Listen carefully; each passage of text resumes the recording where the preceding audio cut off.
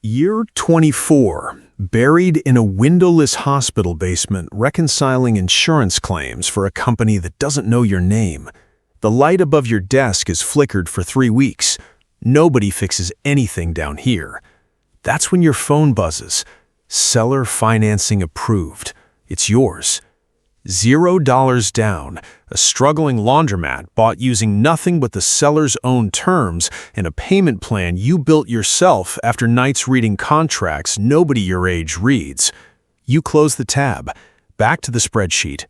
Nobody in that basement knows you now own something that earns while you sleep. That night, you open the real file, the one labeled Ledger, an LLC in a state you've never visited. Rule 1. Written that same week. Small and boring beats loud and impressive. Nobody envies a laundromat. Nobody investigates one either. The laundromat clears $1,400 a month.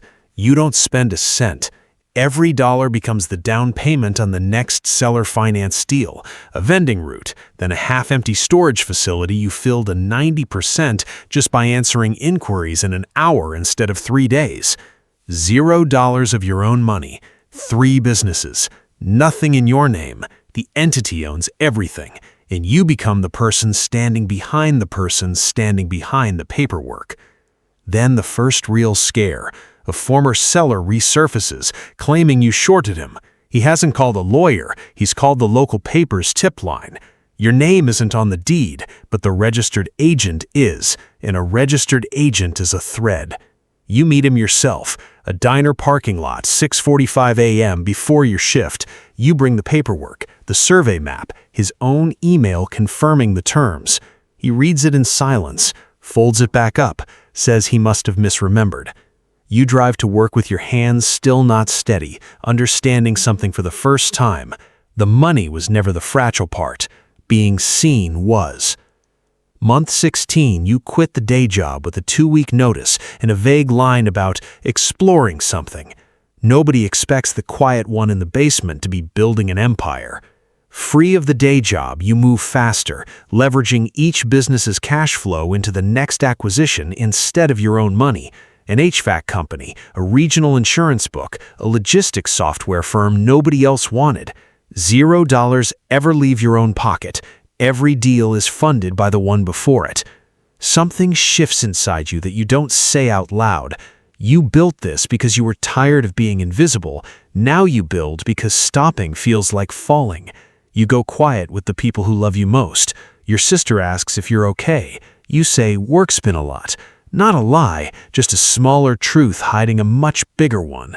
The mask gets heavier with every deal. You keep wearing it anyway, because the mask isn't hiding the empire, it is the foundation. A local blog starts asking who really owns all these businesses sharing the same obscure registered agent. Your name isn't in it, but someone in the comments is getting close. You spend 6 figures building a cleaner structure above the one you already have. The post gets 600 views. Nobody at your family's table ever sees it. You don't exhale properly for 9 days. By year 5, 41 businesses, laundromats, storage, HVAC, logistics, a small regional bank stake. You've met a handful of your partners in person ever. Your parents still think you do consulting. You've stopped correcting them. Then the offer lands, not for one business, for the entire architecture. $600 million cash and earnout from a fund that spent months trying to figure out who's actually behind the empire they're buying. Your lawyer takes every call. Your name touches nothing. You sign from the same modest house you weren't sure you'd ever afford. What you feel isn't triumph, it's closer to grief. For every dinner spent making yourself smaller than you were. For every relationship that quietly starved while the ledger got fed instead. To everyone who's ever known you, you're still just the quiet one who used to work at the hospital. And one question outweighs all $600 million of it. If you build something the whole world never sees coming, was staying invisible the real fortune? Or just the quietest way to pay for one?